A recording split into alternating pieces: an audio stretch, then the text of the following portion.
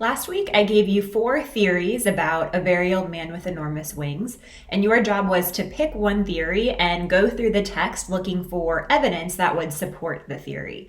And while right now these theories aren't quite thesis statements, they're not quite debatable or persuasive or polished enough to be thesis statements, you can think of them as very tentative thesis statements that somebody could potentially support in an essay. Let's start with the first one. The story is a magical realist allegory. You can go back to the previous lecture for reminders on what magical realism is and some of the hallmarks of magical realism. Remember that an allegory is some sort of story that works on 2 levels. So there are the specific characters, but the characters also symbolize something else. So they represent themselves and something bigger. And oftentimes authors will use allegory when they're trying to describe something complex or abstract, like philosophy or human nature or mankind. Famous allegories are Plato's allegory of the cave or Orwell's Animal Farm. So I'm not going to read every single quote that I've identified, and of course there are more quotations than you see here. But if you look through the text, you'll notice that the old man is described, even though he has these wings, as being very earthly, dirty, terrestrial, even though he might be an extraterrestrial. For all we know, he could be an alien or a freak or an angel. So his wings are described as dirty and half-plucked and entangled in the mud. You can't get much more earthly than being covered in mud, and his wings are even covered in chicken poop. The wings are described as having stellar parasites. So parasites, right, something kind of gross that feeds off of you, but from outer space, from the beyond. He's a flesh and blood angel, which in itself almost seems like an oxymoron, right? For an angel to be flesh and blood seems kind of contradictory, given that we think of angels as being immortal or at least more powerful than humans are. And I think the fact that Pelayo and Elisenda and the townspeople skip over the inconvenience of his wings really gets to this idea that is important when we are understanding magical realism. Think about the quotation that we talked about in the last lecture from the quotation from Salman Rushdie about how magical realism isn't just about fantastic magical things happening, because it would sort of lose its meaning. That magical realism is actually grounded in the real. You have to have magic coming out of something that's very gritty and very realistic in order for it to have effect. And oftentimes in magical realist pieces, the characters are surprised at first a little bit when somebody levitates or sprouts wings or something magical happens, but they very quickly move beyond that surprise and just focus on their mundane everyday lives. So I think that quote, skipping over the inconvenience of his wings, reveals a lot about their psychology, but also speaks to this idea of magical realism. There's nothing much more mundane or relatable than cutting up onions. So Elisenda is cutting onions for lunch when she notices at the end of the story that the angel is taking flight. So he's doing something fantastic and supernatural and hard to even fathom. And yet while he's doing this, he's clumsy. He falls into a vegetable patch. His wings are flapping in this ungainly way. He's even described as a senile vulture. And she's making lunch. So these magical things are happening in the midst of something very relatable and ordinary. I want to talk a little bit about the subtitle of the piece. So the story is called A Very Old Man with Enormous Wings, but the subtitle is A Tale for Children, which I think can be kind of confusing because on the surface, it might seem like it's a tale for children. Not only is it short, but there's also a spider woman. There's an old man with wings. It exists in kind of this timeless, placeless universe. We don't know when this takes place. We do get the sense that this town is very provincial, kind of remote, given that they think that the old man might be a castaway or a Norwegian sailor. We know that the town is Catholic, but we really don't know where this takes place or when this takes place. Kind of like a fairy tale, it has that timeless quality, which could speak to this story as an allegory. But we could also use it to say that the story, like on the surface level, is sort of a tale for children. And yet, this story doesn't end with any sort of resolution that we would see in a fairy tale or in a story for children. So in that way, it's not like a typical story for children because we're left wondering who this guy actually is, what this actually means, and how we're supposed to interpret this old man. In a way, the townspeople in the story are kind of like children themselves because they're looking for some sort of authority figure, whether it's Father Gonzaga or Father Gonzaga writing to the Vatican or the neighbor woman. They're looking for some sort of authority figure to tell them how to make sense of this. And they're acting like children, although I think any of us would probably act the exact same way if we were confronted with something like this, although we might like to think of ourselves as being really benevolent or really gracious with this angel. I think if we're being honest, or if I'm being honest, I might react in much the same way that Pelayo and Elisenda do, right? They're not terrible people, but they're also not saints. They're just average, realistic people. You could read this story, and as many people do, and say that Marquez is condemning Catholicism. So not necessarily God or the church in general, but the bureaucracy of Catholicism, the institution of Catholicism. And there's lots of evidence to support this. So when Father Gonzaga, the local priest, goes to greet the old man, the angel, the freak, whatever he is, he notices that he does not speak Latin. And to Father Gonzaga, that's suspicious because he believes that an angel should speak Latin, right? Which before Vatican II was the official language of the Catholic Church. And that might be a critique of maybe some short-sightedness, assuming that humans would know what the language of God is, or that there even is an official language of God. Father Gonzaga tries to kind of calm the townspeople down, and he uses this interesting logic. He says that if wings were not the essential element in determining the difference between a hawk and an airplane, they were even less so in the recognition of angels. So that makes sense, right? Just because this guy has wings doesn't necessarily mean he's an angel. And yet Father Gonzaga is applying logic to something that's sort of defying logic, even though his wings seem totally natural when the doctor examines him, and the wings have their own logic. It seems like, why doesn't everyone have wings? Father Gonzaga is trying to use logic here when he is someone who's supposed to be going beyond logic, right? He's supposed to be a spiritual leader. He also, instead of making his own determination or having the townspeople make their own determination, he has to go through the bureaucracy of the Catholic Church. So the bishop writes to the primate, and the primate writes to the Supreme Pontiff, otherwise also known as the Pope, to get a verdict on what this man is. So there's a little bit of a critique there. We could argue there's a critique of just the institution or the bureaucracy, where one person has to ask another person who asks a higher up person all the way to Rome, and we get the sense that there's going to be a decision that comes down about whether or not this man is an angel or an imposter, or what he is, from someone who's never actually laid eyes on the old man himself. The old man seems to not take kindly to the townspeople worshiping him, especially when they start poking him. He does not like that. But when they place sacramental candles and oils, when they place those kind of trappings of the Catholic Church around him, he seems really annoyed. So it might be a critique of some of the trappings of the Catholic Church. Again, not necessarily Catholicism or religion itself, but some of the traditions or some of the trappings or some of the rituals, which this angel seems to not care about. In fact, he finds them irritating. Father Gonzaga also is looking for proof that this angel is in fact an angel, and he's using these criteria that to some readers might seem a little bit ridiculous. Like, does his dialect, does his language have some connection to Aramaic, which is said to have been possibly the language of Christ? Can he fit on the head of a pin, which used to be one of the criteria used to determine if somebody was an angel or a saint? So he's using all of these kind of rubrics to see if this man is an angel, and yet most likely his status as something supernatural or angelic or godly is something that humans can't possibly understand. Notice how Father Gonzaga has insomnia. He can't sleep.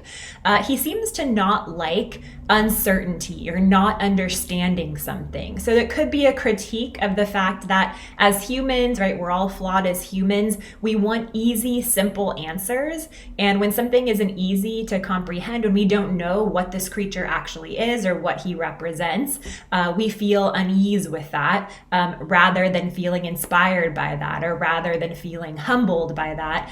We want just quick, easy answers, which might be why the Spider Woman is so appealing to the people in the town, because she offers an easy moral, an easy lesson, and she answers all of your questions. So her tale really is kind of like a tale for children. Here's another theory. On the surface, Marquez critiques the Catholic Church, but the story is ultimately about faith and spirituality. So this one is not necessarily in conflict with the previous theory. It's just a little bit different. So notice that the old man's supernatural virtue, his only supernatural virtue, seemed to be patience. When I first read that, I thought it was kind of a joke, right? But actually think about how being patient is kind of a supernatural virtue. Patience is incredibly difficult. He is patient with people even when they're being kind of cruel or rowdy or ridiculous. So at first it seems ridiculous. Anyone can be patient, right? There's nothing supernatural about patience, although if you're like me and you're an impatient person, you might realize that there is something superhuman about being patient. It's not glamorous, it's not cool, it's not really magical, but it's something that very few human beings might possess. Again, this isn't my point of view, this is just one potential theory. So we have this angel who doesn't answer any questions, who seems kind of haughty and a little bit pissed off and also likes to ignore people, who smells like chicken poop, and we don't know where he comes from and what his purpose is. But then we also have this Spider Woman who comes to town, who tells you an easy lesson, who explains that because she disobeyed her parents, she was turned into a spider. There's an easy lesson. Don't disobey someone and nothing bad will happen to you. If you do disobey authority, something bad will happen to you. That's an easy to process lesson. On the other side, we have the old man who is able to perform some miracles, but they're referred to as consolation miracles, or maybe defective miracles, or miracles that don't even make any sense. So if we go a little bit further down to the last quotation here, the few miracles attributed to the angel showed a certain mental disorder, like the blind man who didn't recover his sight but grew 3 new teeth, or the paralytic who didn't get to walk but almost won the lottery, and the leper whose sores sprouted sunflowers. So this could be Marquez just having fun with imagining ridiculous, defective miracles. But I think if we look at each one, despite the absurdity of the miracle, there might be some sort of message that we can't quite comprehend as humans. Most spiritual people, I would imagine, whatever faith you're a part of, if you pray, you probably don't pray for easy answers, right? You don't say, please make me rich and powerful and beautiful, or whatever it is that you want to be. So generally people say things like God works in mysterious ways, or we can't comprehend how God works. So it's possible that these miracles don't give the person exactly what they might pray for, right? A blind man might want sight, not 3 new teeth. The paralytic wants to be able to walk, but he almost wins the lottery, but not quite. Maybe there's some sort of lesson in each of these miracles. So it might be that they're not defective after all, it's just that people don't understand what they really need. Or maybe they are defective miracles. Maybe he's an angel, but not a very good one. Maybe that's part of why he's a castaway. Maybe he's just old and is not able to perform the miracles as effectively as he used to. And I think the last one, the leper whose sores sprouted sunflowers, that's not what you want, right? You'd want your sores to be healed, and yet there's something absurd, but also really beautiful in this idea of sores that sprout sunflowers. So maybe, perhaps, his miracles defy human comprehension, and this is supposed to be a lesson in humility, how we will never understand the spiritual world, and that to think that we can understand miracles or judge miracles as being effective or ineffective is showing our own kind of hubris. I think also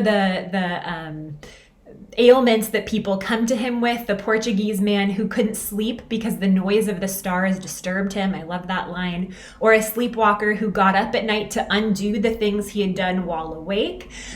Those things might just speak to the absurdity. Remember when we talked about magical realism, we talked about not only the carnivalesque, but also this idea of the absurd. But also they say something about people who are suffering in some way, but from things that defy logic, that defy human comprehension. Let's move on to the last one. The story is not really a spiritual story. It's not about Catholicism. It's actually just about humans or human nature. It's secular. Its themes are psychological and social rather than spiritual. It's not imparting a moral lesson. So we could read this story and say it teaches us about how humans would react if we saw somebody who looked different from us, or if we were confronted with a foreigner who we couldn't communicate with. So when they first come in contact with the angel, they consult the wise neighbor woman. We get the sense that she's not very wise, maybe she's a little bit crazy, and they decide, even though she says that maybe he should be clubbed to death, that they won't do it, that they'll be benevolent. So maybe it says something about how as humans, we think of ourselves as being decent people when we don't do something terrible, right? They say, oh, we won't club him to death, and we won't just put him on a raft and send him out to sea, and they kind of pat themselves on the back for that a little bit. I can't judge them, because who's to say I wouldn't do the same thing? Also, the fact that they have this urge to contain the old man. So they put him in the chicken coop, in part because they don't know what to do with him. He's dirty. He has these flapping, ungainly wings. But it might say something about our desire to contain or trap something that we can't quite understand. That as humans, we want to put things into little boxes, especially when those things defy comprehension. People, when they come to see the angel, they don't have a lot of respect. They throw things at him, they prod him, they treat him as if he's a circus freak. Think about when you've been to the zoo. Sometimes it can be really illuminating to look at not just at the animals, but the people who are maybe taunting the animals, although hopefully that never happens when you go to the zoo. But maybe it says something about human nature, that when we're confronted with something awe-inspiring or beautiful or bizarre or strange, our first impulse might be to behave kind of like children. The fact that most people like the Spider Woman and are more intrigued by her and kind of ditch the old man to go see the Spider Woman says something about how we want easy answers, that we want to be able to ask questions and get simple answers, that when something defies comprehension, we're really uncomfortable with that. We don't like it.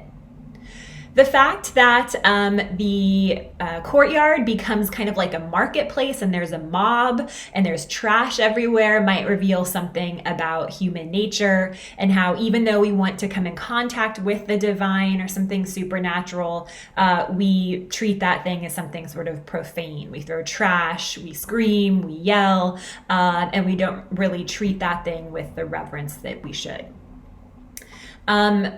People do understand, though, that this man might be powerful, that even though he's acting passive and sort of letting people taunt him or throw things at him, there might be something cataclysmic about him. He might be able to wreak great havoc or destruction upon the town, or he might represent some sort of huge shift or some sort of huge change that's about to happen.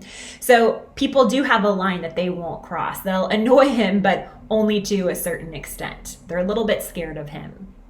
And then I think the last few lines of the story really speak to the idea of magical realism, but also just of human nature. It's almost as if Elisenda is breathing a sigh of relief because she's had an annoying house guest, right? As she's chopping up her onions and watching him fly away, she feels relief, right? The same way that we would feel relief when a guest that we've been wanting to get out of town has left the house finally, and we can have our own space. So there's something very relatable about that.